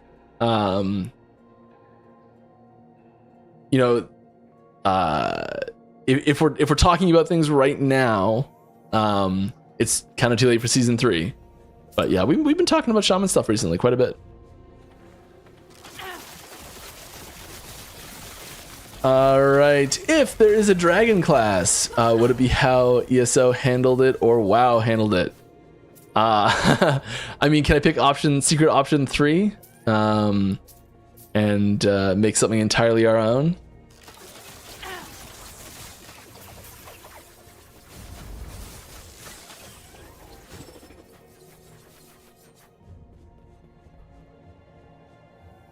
I'm not a big fan of like transplanting systems. I think there's almost always ways that like, and it's hard. I mean, like you're not really asking for that, but getting inspiration from specific sources, and I guess drawing like similarities is good to be able to communicate the style. But I don't think it would. I don't know. I think the one I've seen the most support for, from like stuff we've talked about on streams, when I've been like, what do you guys want to see? I think what I've seen the most support for, from players asking for it, is a like more like Lal Shavana style, where it's like a character that is dragon themed that turns into a dragon temporarily. I think that was the most popular style I've seen requested. But that's not saying that will be what it ends up being if we were to ever do it in that hypothetical situation. All right. Any plans on updating Rune Master so that it's casting runic invocations is actually worthwhile? I mean, that's kind of the goal of the class, is to interact with the primary mechanic. So there's not a huge change to Rune Masters coming this season, but you know, it's there will be changes that happen naturally from, you know, items that show up and changes to systems and things like that. Sometimes you don't touch a class at all, which I'm not saying is what's happening, but sometimes you don't touch a class at all, and ends up being knock-on effects from other changes. Oh, where did you get that ESG polo from? It's mine. You can't have it, my precious. Also, is this your character sheet rework reminder? Yes, it's still coming down the pipe. Don't you worry. This is one of 2 polos that was sent to me. One's purple, that I quite love. And I think they're like prototypes or possibly just temporary options or stuff done that was like a short print run for staff or something. I'm not sure. If you're hoping that it's a precursor to a shop, I am also hoping that it's a precursor to a shop. Are you interested in a no-pay season pass just like a journey? do this, do that. Yeah, I think there's, you know, like a battle pass, a seasons pass, a seasons journey, like challenges, things like that. They're kind of all just variations on a theme. And I think that I think there's ways to implement stuff like that. That's incredibly positive for a game. And I am very interested in doing that. I think there's lots of pitfalls to happen where like you make the achievements too granular. Reach level 1, reach level 2, reach level 3, too granular. Or sorry, I should say too granular in a system where there's 100 levels. If there's 10 levels, not too granular. If there's like as you mentioned, I think systems like that work best when you're not paying for them as well. Like just from like a fun player experience standpoint.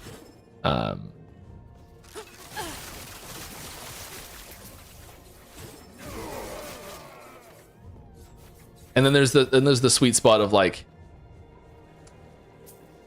I think they work really well. I think they work really well in getting you into the content for the season and experiencing the new systems and getting you engaged with those new systems and really having fun with it, because it can help guide you through those new things. But I like having those types of experiences fall off. That might sound weird, but having them end at a certain point where it's like if you're someone who is playing into like uber late game content, you're killing Ubers.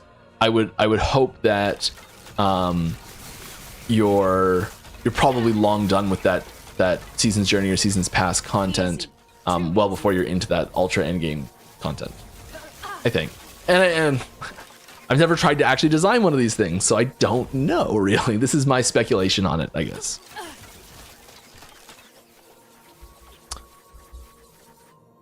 But yeah, I'm interested in that sort of thing. I think there's room for a really awesome way to like have fun with the game in the new seasons.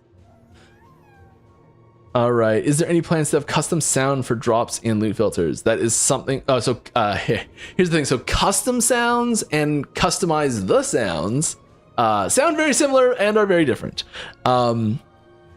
I think we're more interested in having sounds that you can pick from, so you can be like, all right, there's 10 sounds. These drops cause this sound. These drops cause that sound.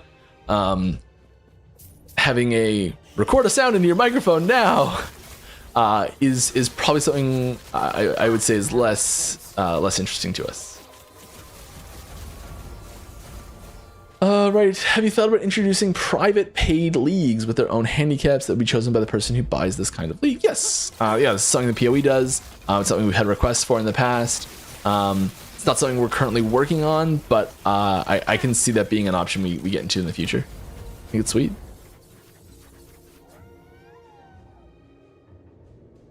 All right. Any plan for us to be able to peer-to-peer play with the offline version?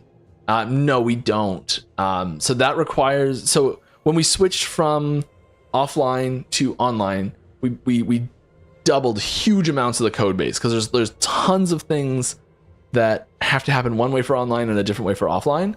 And if we start adding, and the way the online works is that there is this server that sits there and runs everything. Building in a third system for a peer-to-peer networking version, it's tripling the work for from offline. It's 50% increase now because there's already two of them, but it's still a huge increase in a lot of the work that has to be done to add new features. And yeah, having both offline and online mode does slow down things sometimes. Like we do put less stuff into the game because we have both options. We've gotten pretty good at it now, so it's not hugely different. For a while there, it was affecting us quite a bit. So I don't want to say never, but we don't have any plans to incorporate that, because it is like it's tripling up a lot of functions, and we do already have the full offline mode. It is something that we would like to have, but I don't think it's something that we're probably going to have. It is something that we abandoned a while ago. It was part of our original plan a long time ago. But as we were building the networking version, and we're like, how do we do this? What are you doing here? We did make the decision to drop that because it was kind of drop it or don't release multiplayer. Were kind of our options. Or delay the game an extra year. Which at that time, if anyone was here at that time, that was not an option. Delaying the game an extra year would have killed the game. I'm sure we were already on thin ice in a lot of people's minds.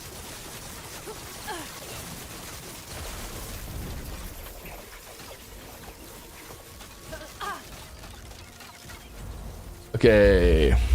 Will the max character cap ever be increased or uncapped? Yeah, it was supposed to be increased last season. I don't know if it was, but that was something that got approved. Thought.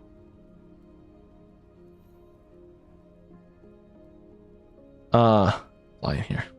Are the primordial exalted items going to be a viable alternative to uniques? Yes. Currently, pretty much all builds are full unique legendary loadouts. Yeah, that's kind of their purpose. Is there any improvement on champion affix item acquisition for COF players?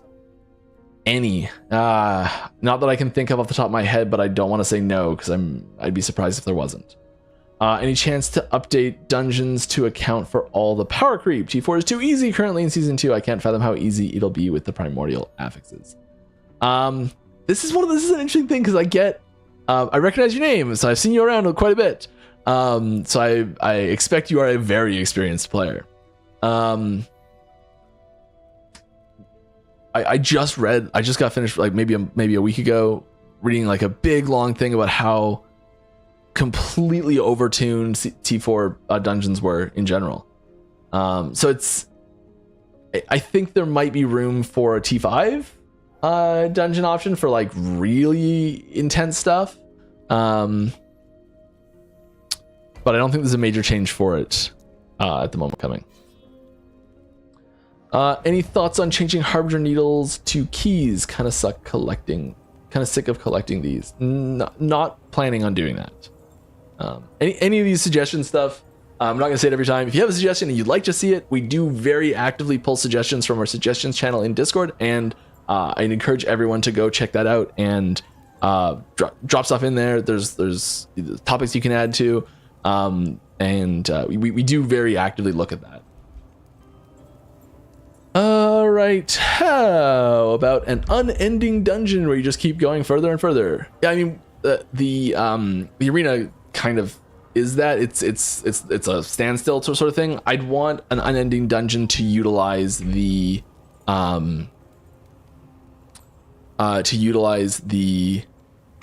procedural generation system.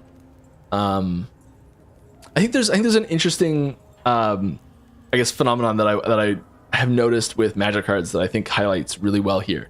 And you'll sometimes see them introduce a new mechanic in a set, and like they work on sets years in advance sometimes, and you'll see them introduce a new mechanic, and that mechanic will be wildly popular, and then you just like won't see it again for like another year, and then you'll see it a ton after that, and it's kind of like they introduced it was amazing, then they dropped it for a year, and then they introduced it full time. Like, what happened? And it's kind of because you're working on things a few steps ahead, you kind of don't know if that thing's going to pan out or not, and you got to wait to see how it's received before you can really roll it out into the next thing, because you don't want to start working on the next thing if that thing doesn't land, and you want to keep working on the next thing.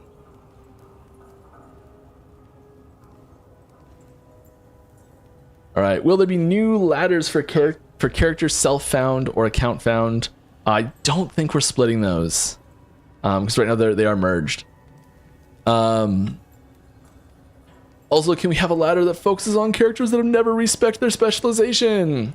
We're really trying to avoid too much granularization too much granularity. That's probably a better word for it in the ladder system. But I know we are adding new ladder stuff. So I think those are both things we've discussed and said no to, but I don't want to say no forever. Hi Mike, hello. With all the minion improvements changes coming, will we be able to see estimated DPS and other stats for them? I don't think that's working. that's been like the bane of our existence for a while now. Getting estimated DPS for minions has been just brutal. I don't think that's making it into season 3. Sorry. But I feel your pain on that one, and it's been something we've been working on. All right. As a completionist who likes to collect them all, any chance of adding a unique stash tab like PoE2 has in the future, especially now that we can add LP to them at our will? I mean, kinda. But I think this will be part of, so I recently put in a big, like, hey, we should make these changes to this big stash update design document, and part of it was adding a unique collection tab or a grail tab that use the imprint system to track those. And I think this is just the reason it's not in yet is just it's a time constraint thing.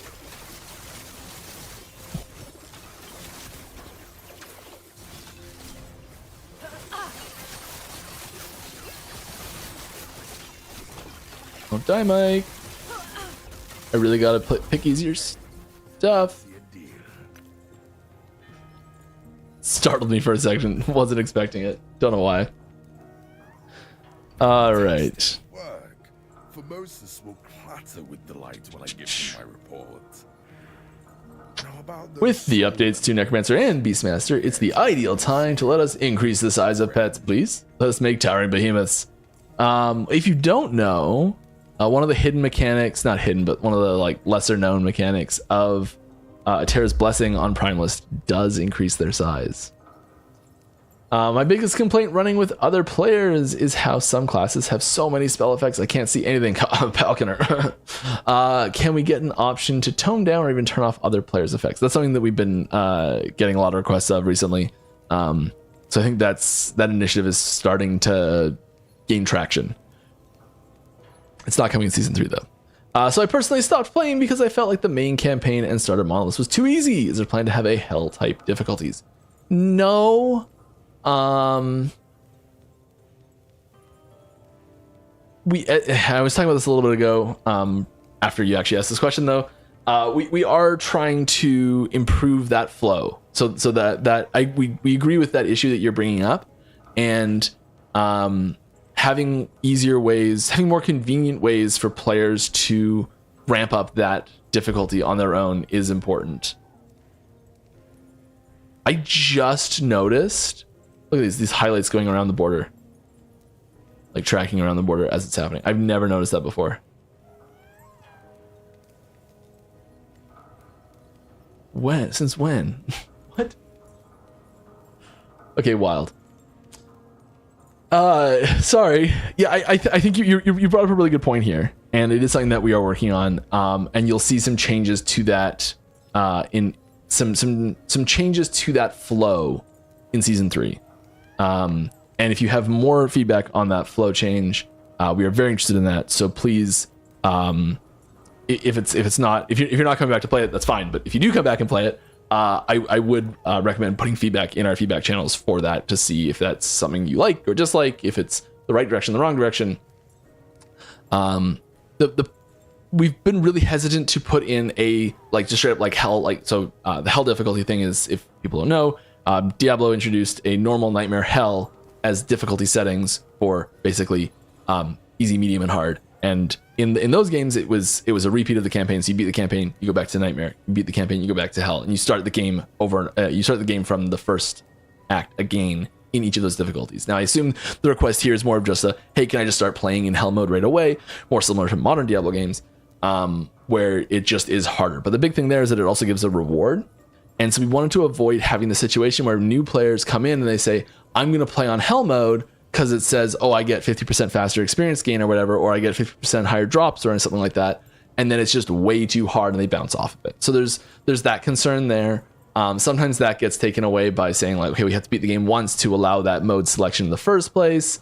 And then there's the issue of we wanted new players to be able to come into the campaign to a new season, be able to jump into a new season. And even if they don't have anything unlocked, they're still in the same footing, same playing field other than their knowledge with an experienced player. So just because your account is 10 years old doesn't mean when a season starts, doesn't mean you have any material advantage over another player other than your personal experience and skill as a player. All right. Sorry if this is a long message. That's okay. I just gave a long answer. Is there a possibility in the future for leveling alts to choose to skip all the campaign stuff, just straight jump into monoliths for leveling and have it scale to your level? We don't have a plan for that at the moment. We're not currently looking at that option. It's still a possibility. I don't want to say no forever, but it's not something we're currently considering. Don't know don't know if there is this yet, since I just came back, but like in Diablo, to get someone to pick up the gold drop for us while playing. All the drops are like a little minion grabber dude. No, we don't have anything like that. For the future, is it possible? We did just increase the range of gold pickups though. For the future, if possible, to skip regular monoliths and go straight to empowered ones for alts. You can almost do this now. Like the getting an alt into empowered monoliths is like, I think you can do it in 1 or 2 monoliths now or something ridiculous. Like it's fast. And especially if you have someone to like, if you have some way for someone to give you the waypoint in online mode, I think it's like 2 monoliths or something, or 1 even, where you can just do one of the 90s and it just puts you right into empowered. So like there's, and with the other items like Glyphs of Envy, you can, like if you have enough Glyphs of Envy, you can go jump directly to the boss fight type thing. And like it's, you can really complete them fast right now with some of the stuff we've added in. And we are shaking that process up a little bit to make it even more modular and even more self-determinant. All right. Will the new ancient era areas and monsters from chapter 10 also be in monoliths? Yeah, there's if we make stuff for, I know this is boring just watching me sit at the menu here. I apologize. I'm just trying to get through as many of these questions as possible. Where to buy a ring? Oh, not a red ring. Horrible. Will the ancient era area monsters, yes, from chapter 10 also be in the monoliths? Yes. When we make stuff for chapter content, that goes straight into the monolith. We try to get the best value for all the new stuff we add, and we're adding a lot of new stuff. We want that to include, most people spend more time in endgame than they do in the chapter in general. And if we were just like, here's new chapter content and hey, none of that's in the end game, it's kind of not a waste, but we're not taking full advantage of the work we're doing. Will there be an option to lock gear in season 3? So this is like a lock button here, so you can't like accidentally unequip it, or like when you're trying to put stuff in the forge and you accidentally you re-equip something and it jumps. And we don't have something like that planned for season 3, but I think that sort of thing is I would look for that in the not too distant future after season 3. With the trailer for season 3, it has me wondering if there has been any thoughts about having non-human playable characters. Yeah, that's that is a topic that has come up before. We don't have any of those for season 3 that you're gonna be able to, like the playable characters are not changing in season 3. But yeah, that's something we've talked about for many years as a possibility. Doesn't mean it will or won't happen, but you know, it's on the table. Has Aura of Decay received any love? Yes, someone just sent me a message about this.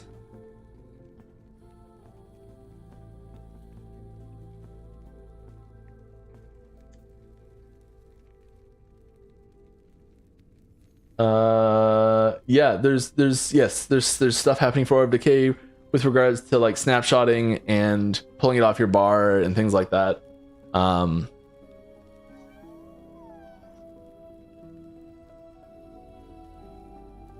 and I think there's some fixes to some things. Yeah, there's stuff happening with Aura of Decay. I don't have specifics to share. I'm sorry. Can we please get a scene skip for chapter 8 cinematics? Yeah, I think we're working on stuff like that. Yeah, I know what you mean.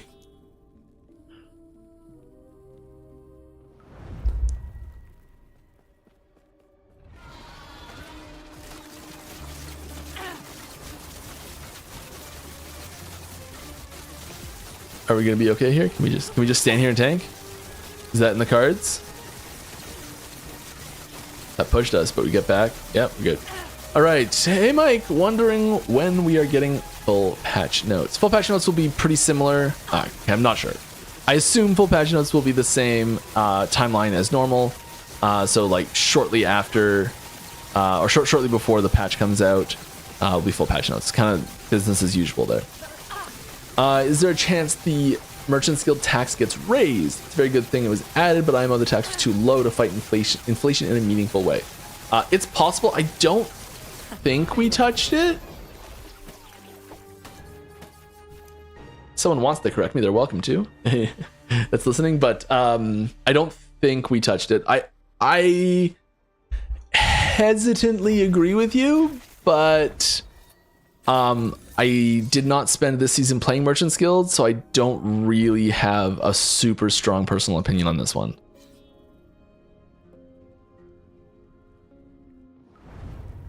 All right. Don't you think adding too much power creep too quickly without any new difficult content will make the game trivial? Yes, I do think that would happen. Or do you not? Yeah. Yes, however, you're supposed to answer a negative question in the way that I agree with what you're saying.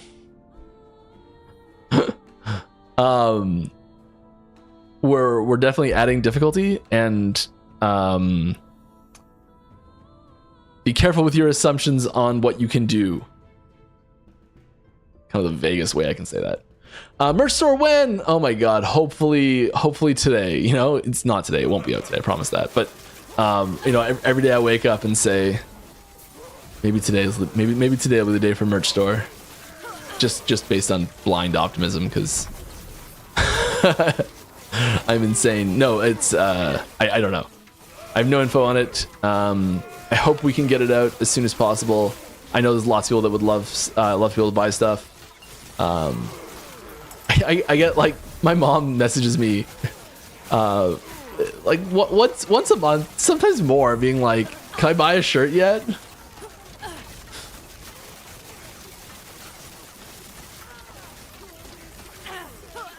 I gave her one of my old shirts. Doesn't fit her well at all. Like, I want one that fits.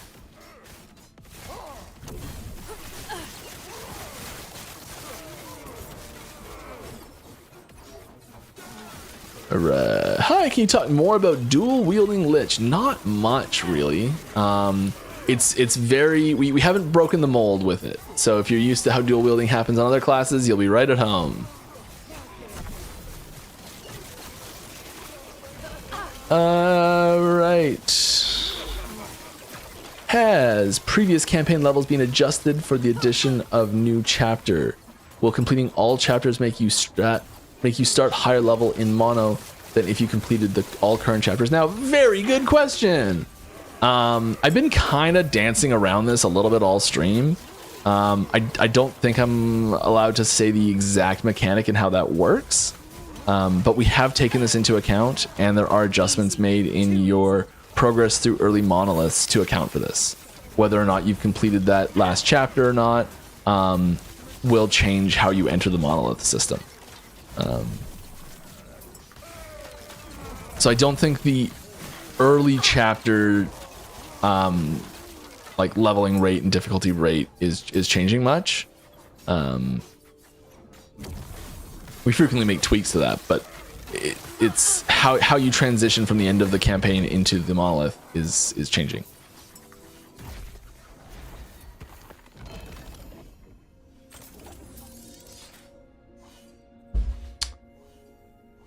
You just answered my Rune Master question saying that Runic Invocation is its core mechanic. I agree, and that's why I asked it. Right now, you don't want to cast Runic Invocation. You just keep the runes for their buffs, but the actual spells are not worth casting. I was wondering, is the team happy with that? No, we want people to cast Runic Invocation. How should I say this with a little more nuance? We want players to be able to find multiple ways of playing the class interesting and viable and fun. If there's only one way to do that, take those two ways as just one, as the only two options, let's say. Hopefully they're not, but let's assume that's the case. We want both of those to be viable options, if that makes any sense. But if a skill's on your bar, in general, we want you to be incentivized to use it. Kind of the general rule of thumb. But there's definitely instances where that doesn't happen, and it's not the end of the world.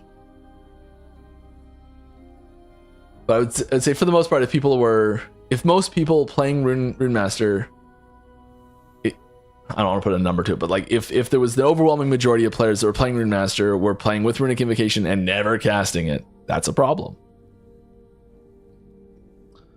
Is there any bonus for completing the new chapter, like you get +1 to all attributes for completing the current chapters? I don't remember what we did with this. I think we just pushed that bonus to the end. I could be so wrong with that. I don't know what we've done. I'm sorry. I can change my answer to I don't know. All right. Any chance I have ruled out to find the infamous lizard tails with the loot filter? Find what? I don't understand. That doesn't look like anything to me. What? So confused. I don't know what that is. You may have already hinted at the answer to this, but is there any additional procedural generation utilized in Season 3 beyond Tombs and Cemeteries? I don't believe so.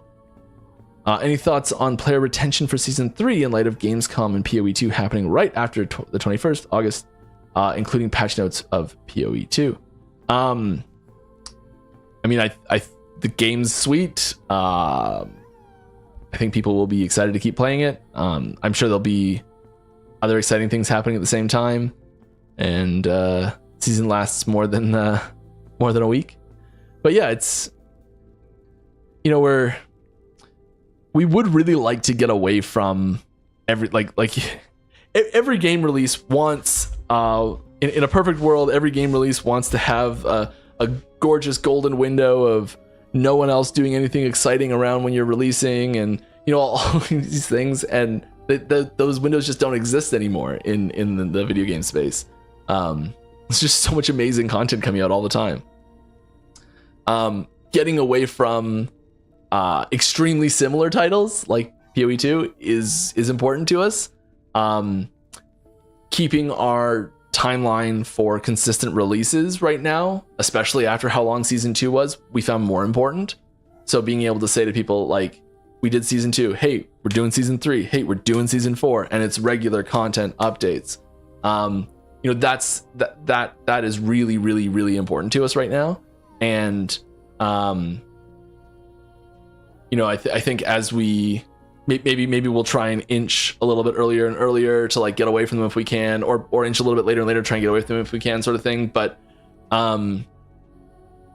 right now, consistency in our release schedule is more important than avoiding other releases, I think. All right. Will you ever do a graphic and animation overhaul? I want to try LE, but can't do. Coming from PoE 2, the quality difference is too high. I'll debate you to the death on that our game looks great, sort of thing. But I'd say overhaul is probably an extreme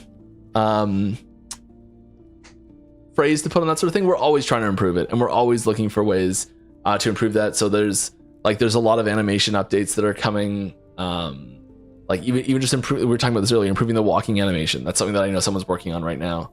I don't know if that stuff's Season 3 prepared, but there's graphics updates, animation updates are always being worked on by tons of people, and it's just getting better and better and better. I think the rate we've been improving that at, I think if you go back to every major release we've had in the last 2 years, you can see like you could just take screenshots of the quality of the gameplay, or like video clips of the quality of the like visuals, and I think you can pick out which patch is which based on that, because I think we've been improving it pretty great. And so that's going to keep going. We also did just update our engine again, which is great. All right. Any plans to increase player-to-player interaction in towns and hubs, like bubble chat or activities to do? Oh my god, I would love to. I think there's room for, you know, cool stuff. I remember like Guild Wars 1 dance parties in town sort of thing. Absolutely, those are great.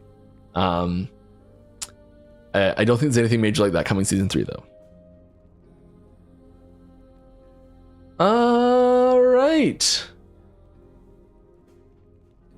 King of Apples, just saw your comment there about Unity 6 from 5. There were like 10 versions of Unity in between Unity 5 and 6 though, so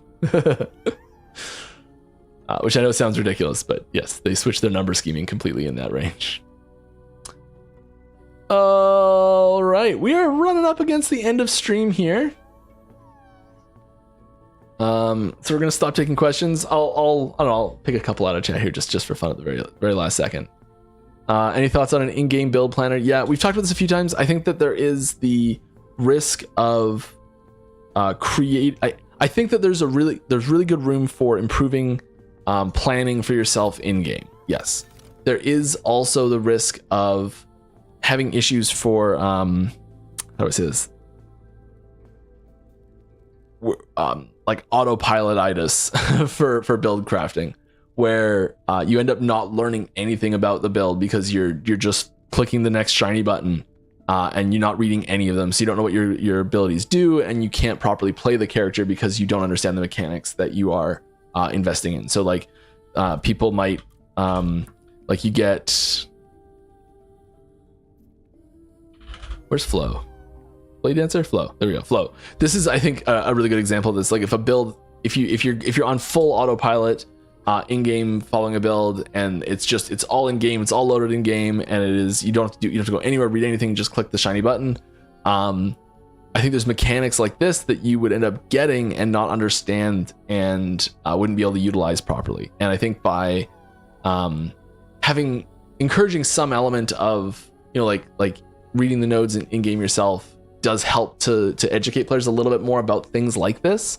At the same time, like I run into this problem frequently myself, where I come back, like I play this character, I play it once a week. Sometimes if I skip a week, there's 2 weeks where I just haven't opened up this character at all, and I'll get a passive point, or I'll get a skill point. I'll be like, I mean, here's a perfect example. I took off my bow. I have no idea where these points go. I'm pretty sure they probably go here and here. And I'm just going to do that, but I'm not actually sure where they were because it's been a long time. So yeah, having that sort of information on like what you want your build to be in game, there's a lot of upsides to that as well. Getting those upsides without those downsides is something we're really interested in. How do we do that? I have no idea. Yeah.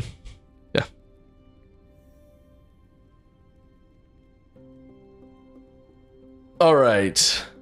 That's going to call it for today. Thank you. I just want to say thank you so much to Judd for hanging out in chat and answering so many questions. I really appreciate you for doing that. It means I got to talk about the game, which is what I'm good at.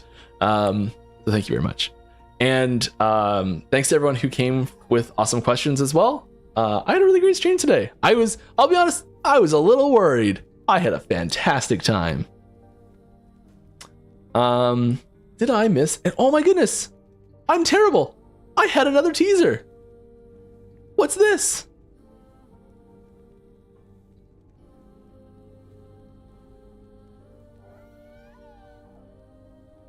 Put them all up. There they all are. We will be back. Same time, same place next week. And we'll have new stuff to talk about, new teasers. I hope you'll come with new questions. If you have a question that I did not answer, apologize, it was not intentional. Please feel free to head on over to our Discord. We've got an Ask the Devs channel there. We try and answer as many as we can. Lots of great community members that are very knowledgeable that answer questions in there too. And I think that's it. Yeah, all the stream went to charity, everything there. That's all the housekeeping I got.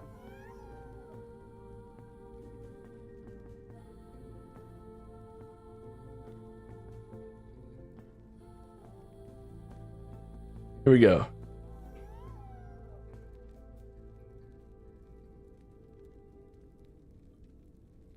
Let's go find someone to say hi to.